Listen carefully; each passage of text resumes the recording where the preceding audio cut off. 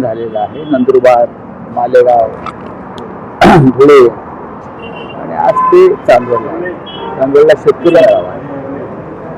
आणि शिवसेना, राष्ट्रवादी काँग्रेस, इतर सर्व घटक पक्षांना त्या मेळाव्यात उपस्थित राहण्याचं ठरलेलं आहे. त्यानंतर 17 तारखेला मुंबईत समारोप शिवाजी पार्कला, तिथे स्वतः उद्धव ठाकरे उपस्थित राहतील. काल राहुल गांधी आणि माननीय उद्धव ठाकरे यांचं काल चर्चा झाली शिवाजी पार्कच्या मेळाव्यासंदर्भात. आणि राहुलजी उद्धवजींना खास निमंत्रण दिलेलं आहे की तुम्ही या मेळाव्यात येऊन मार्गदर्शन करा.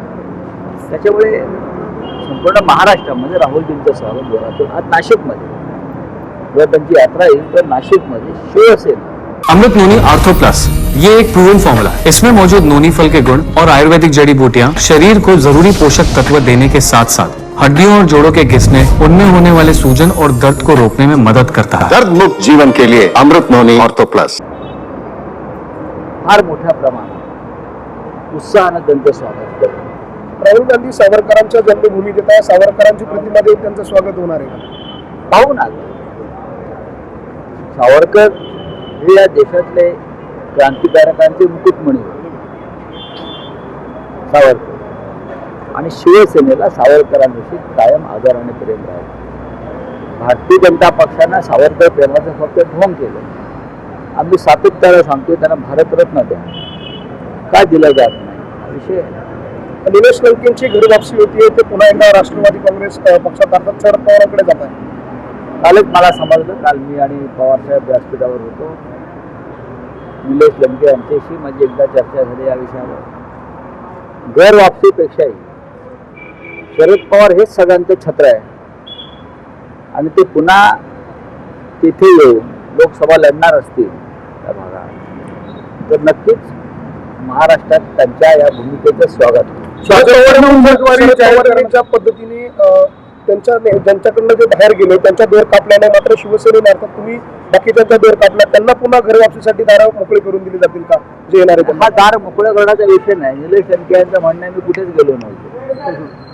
भाजपकडनं दुसरी यादी जाहीर करण्यात आलेली आहे आणि त्यामध्ये अनेक नवीन नावं महाराष्ट्रामधून देण्यात आलेली आहे. मात्र यामध्ये प्रामुख्यानं देलकरांचं देखील नाव आहे ना.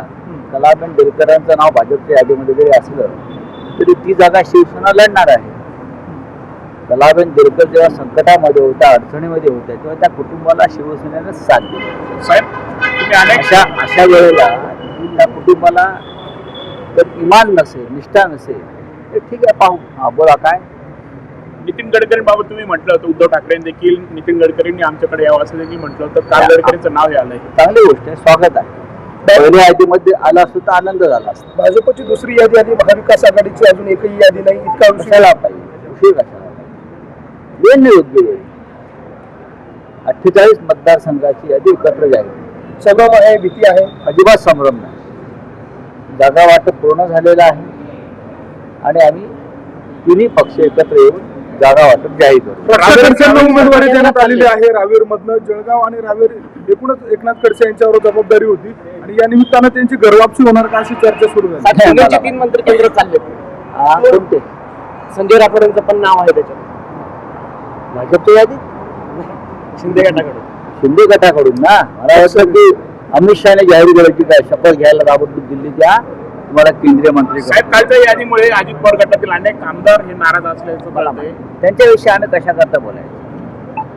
ते आणि त्यांचे मिंदे गट जे काय आहेत ते पाहतील. आढावा घेण्यात आलेला आहे. एकूणच उमेदवाराच्या संदर्भात आपण नाशिकची लोकसभा शिवसेना जिंकणार, दिंडोरीची लोकसभा राष्ट्रवादी काँग्रेस जिंकणार.